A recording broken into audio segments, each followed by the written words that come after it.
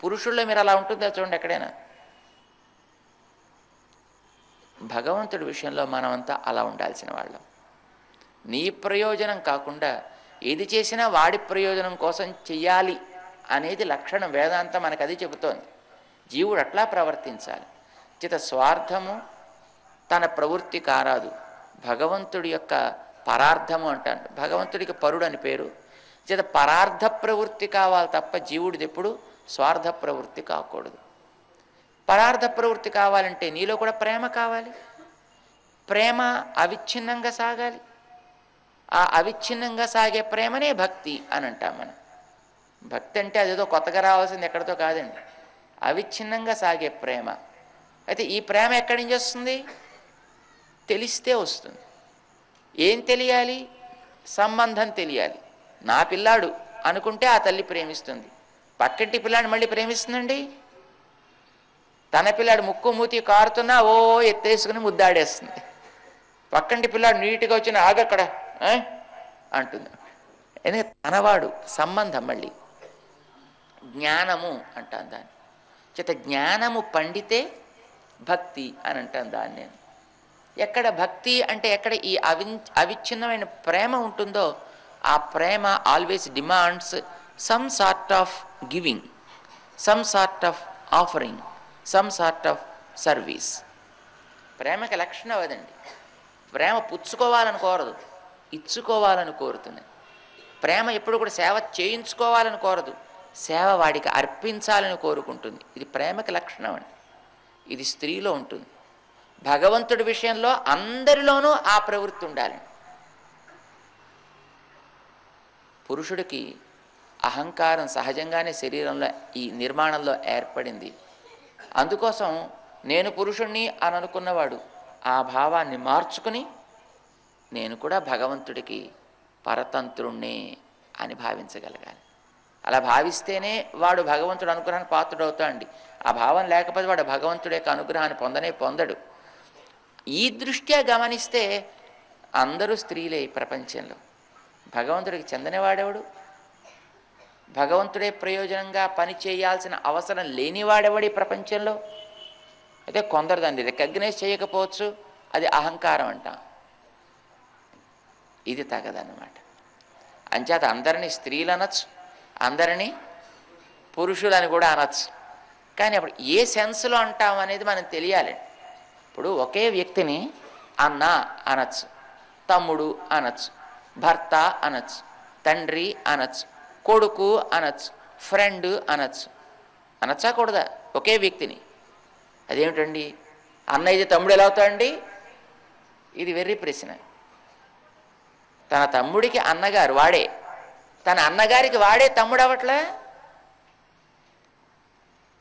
ఏమండి భర్త తండ్రి రెండు ఎలా అవుతాడండి? అది కూడా వెర్రి ప్రశ్న. ఒకడికి కాదు, తన భార్యకి అతడు భర్త అవుతున్నాడు, తన సంతానానికి వాడే తండ్రి అవ్వటలే. ఒకే వ్యక్తిని నువ్వు అనేక రకాల పేర్లతో భిన్న భిన్న నామాలతోటి నువ్వు పిలవచ్చు, వ్యవహరించవచ్చును. ఏ సెన్స్లో వాడుతున్నావు అని తెలుసుకోవడం ప్రధానం. అట్లాగే మనని స్త్రీ అనొచ్చు భగవంతుడి అపేక్షయ, మన పురుషుడు అనొచ్చు దేహాన్ని ధరించి ఉన్నవాళ్ళం కనుక. అంచేత ఈ పట్టణంలో ఉన్నటువంటి పురుషులం మనమంతా. మనమే కాదు, భగవంతుడు కూడా పురుషుడు అనే పేరండి. ఎందుకంటే ఈ ప్రపంచమంతా ఆయన పట్టణం అండి. ఈ విశ్వమంతా ఆయన శరీరం, అందులో ఆయన సేతే. ఈ ప్రపంచంలో ఆయన ఉన్నాడు కదండి. సర్వభూతస్థం ఆత్మానం భగవద్గీతలో 6వ అధ్యాయంలో ఆయన చెప్పుకున్నాడు.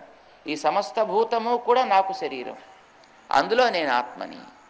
అహం ఆత్మ హే గుడాకేశ సర్వభూత ఆశయ స్థిత. ఈ సమస్త భూతము కూడా నాకు శరీరం, అందులో నేనున్నాను. ఆశయము అంటే పువ్వు చూశారు మీరు ఎప్పుడైనా? దాని కింద నుంచి ఇలాగా స్టాక్ వచ్చాక ఒక 5 ఇలా ఉంటాయండి. ఏమంటారు దాన్ని? పుష్పం కింద ఉండేది పెటల్స్ కాదు, ఆ పెటల్స్కి కింద నుంచి ఆ స్టాక్ నుంచి వచ్చి పచ్చది ఇలా ఉంటుందండి. అప్పుడు దాంట్లోంచి పెటల్స్ వస్తాయి.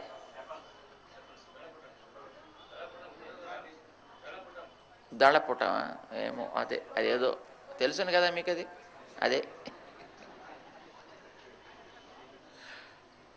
అది ఉంటుంది క్రింద, ఈ పచ్చగా ఉంటుంది, కింద నుంచి వస్తుంది, అది ఇలా 5 కింద దేని కిందో విడుతుంది, అది అందులోంచి పెటల్స్ వస్తాయి, అందులో మధ్యలో బిందు ఉంటుంది, ఇవన్నీ దాంట్లో ఉంటాయి. ఆ కింద ఉండేదానికి కోశము అని పేరండి, ఆశయము అంటారు దాన్ని. ఈ సర్వభూతములు ఆశయం, సర్వభూత ఆశయస్థిత, ఈ సమస్త భూతములని ఆశయముగా చేసుకొని నేనుంటున్నా, నేననే ఆశయంలో ఈ సర్వభూతాలు ఉంటాయి, ఇట్నుంచి అట్నుంచి కూడా. ఆయన లోపల బయట కూడా ఉంటాడు కదండి. అంచేత భగవంతుడు కూడా పురుషుడు అనే పేరు. మనకి ఆయన కొంచెం తేడా ఉంది, మన ఉత్త పురుషులం, ఆయన ఉత్తమ పురుషుడును, కొంచెం డిఫరెన్స్ అనమాట. అంటే ఉత్త పురుషుడు అంటే ఎప్పుడు నేను ఎంత తినాలి, ఎలా తినాలి, ఎప్పుడు తినాలి, ఇప్పుడు తినాలి అని మనకి తిండి గోల తప్ప మనే ఉండదు. ఆయన తను తిండి మానేసి మన కోసమే ఎప్పుడు ప్రవర్తించేటటువంటి మహనీయుడు. అందుకోసమనే ఆయన ఉత్తమ పురుషస్త్వన్యః పరమాత్మేత్యుదాహృతః యో లోకత్రయమావిశ్య బిభర్తి అవ్యయః ఈశ్వరః. 15వ అధ్యాయంలో భగవంతుడు చెప్పాడు. ఆయనకి ఉత్తమ పురుషుడు అని పేరు. ఆయన్ని మనం పొందాలి, పురుషోత్తమ ప్రాప్తి కావాలి మనకందరికీ అని చెప్తుంది 15వ అధ్యాయం భగవద్గీతలో.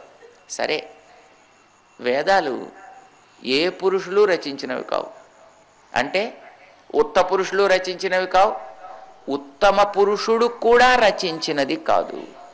భగవంతుడు కూడా వేదాన్ని రచించలా, ఆయన కూడా జ్ఞాపకం చేసుకుని చెప్తాడు. అందుకోసమనే వేదాన్ని అపౌరుషేయము, మనుషులు రచించినవైతే పౌరుషేయములు అని అంటారు. భగవద్గీత ఎవరు చెప్పింది? కృష్ణుడు చెప్పింది. అంచేత అది అపౌరుషేయమా పౌరుషేయమా? అది పౌరుషేయం, ఎందుకంటే భగవంతుడు చెప్పాడు కదా. సో అది కూడా పౌరుషేయమే, ఒక పురుషుడు రచించినదే.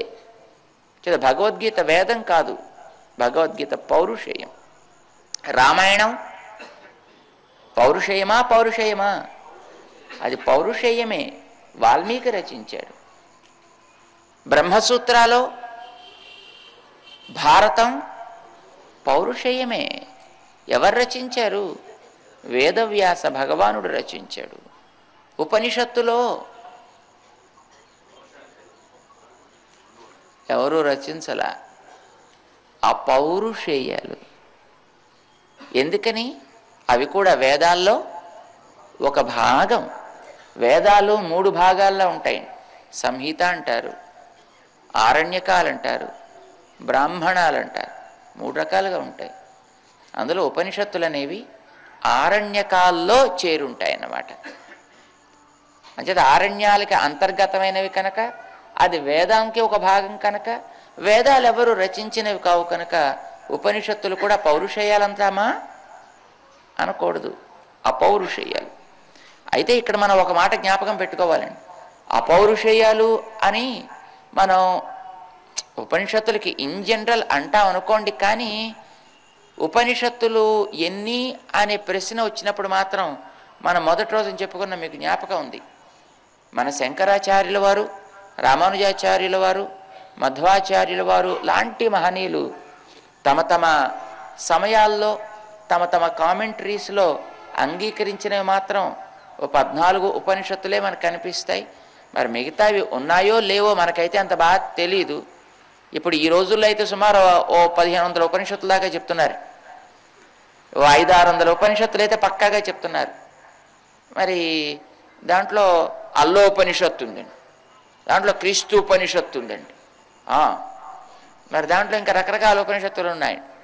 మరి దాంట్లో ఇంకో 2 రోజులు అయితే అందులో జియోరుపనిషత్తు కూడా చేరుతుందండి. అంటే ఇలాగా బహుశా ఉపనిషత్తు అంటే గొప్పది కనుక ఆ ఉపనిషత్తు చెప్పినట్టుగా అయిపోతే ఇంకా దానికి ఒక ప్రామాణికత వచ్చేస్తుంది అనే భావనతోటి చాలామంది తర్వాత ఉపనిషత్ అనే పేరు పెట్టుకుని తమకి నచ్చినవి తాము మెచ్చినవి ఆ ఉపనిషత్తు పేరుతో చెల్లుబాటు చేసేసారు. అలాగే ఇప్పుడు ఊర్ధ్వపుండ్ర అని చెప్పే ఉపనిషత్తు ఉందిటండి, తిరియక్ పుండ్ర అని చెప్పే ఉపనిషత్తు ఉందిటండి. ఇవి కొంచెం ఫ్యానిటిసిజం, అది కొంచెం ఎక్స్ట్రీమ్ అన్నమాట. దాంట్లోకి వెళ్ళిపోయి అలా ఉపనిషత్తులని పేర్లతోటి రచించి వేసి ఉండొచ్చు, కాకపోవచ్చు. మనం ఇది అది అని అనలేం. అన్నీ ఉన్నాయా లేవా అని కూడా మనమేం చెప్పడానికి వీలు కాదు. కానీ మనం ఎంతవరకు తీసుకుంటామంటే మన ఆచార్యత్రయం అంగీకరించిందేదో అంతవరకు మనం కన్ఫైన్ అవుదాం. అలాంటప్పుడు 14 అని మనం అంగీకరిస్తాం అన్నమాట. అందుకోసం మనం 14 అని అంటూ ఉంటాం. అవి కూడా